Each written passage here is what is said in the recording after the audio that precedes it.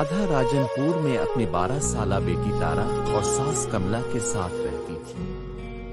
इसके शौहर अर्जुन की एक हादसे में मौत के बाद घर की सारी जिम्मेदारी राधा पर आ गई थी। राधा अपने घर का खर्च चलाने के लिए गांव के जिम्मेदार के खेतों में काम करती थी। एक रोज जब राधा सख्त धूप में खेत में काम कर रही थी तो जिम्मेदार आया।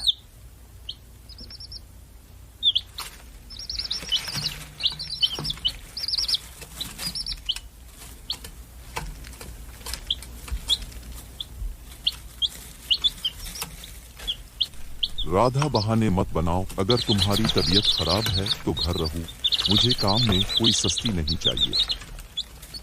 जी जिम्मेदार साहब, काम में कोई सस्ती नहीं होगी। रात को जब राधा घर लौटी तो उसने कमला को खाना पकाते देखा।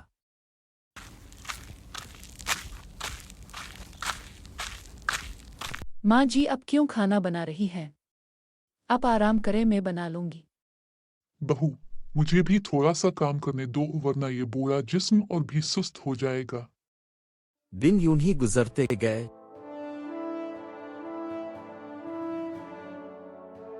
लेकिन एक रोज राधा ने जिम्मेदार से अपनी उजरत मांगी। जिम्मेदार ने इसे चोरी का इल्जाम लगाकर नौकरी से निकाल दिया। दिल बर्दाश्ता होकर राधा घर वापस आई और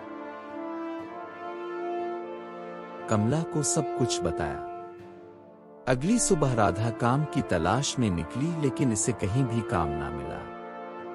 थक हार कर वो एक पुरानी और टूटी हुई दुकान के बाहर बैठ गई। दुकान पर लिखा था, जब तक रहेगा समोसे में आलू तब तक रहेगी शांतों की दुकान।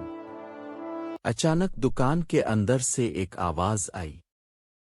राधा अंदर आ जाओ, मुझे पता है तुम बेबस मजबूर हो। मुझे तुम्हारी मदद चाहिए, बदले में मैं तुम्हारी मदद करूंगा। मेरा नाम शांतो है। हैरानी से अंदर जाने पर राधा ने देखा कि वहां एक भूत था।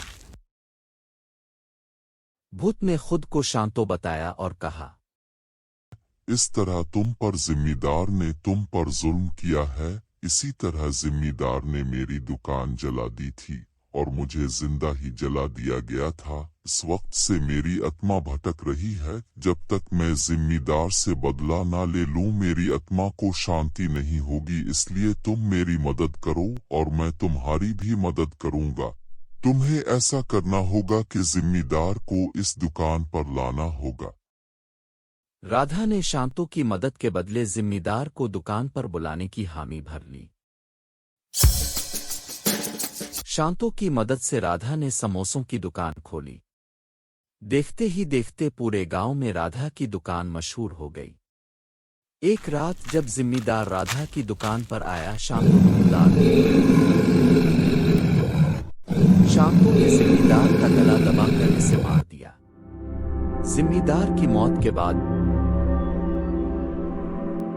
शांतो की आत्मा को मुक्ति मिल गई। राधा ने अपनी दुकान चिल्लाना जारी रखा। राजनपुर में राधा की समोसे की दुकान मशहूर हो गई। राधा अपने खानदान का पेट पालने लगी।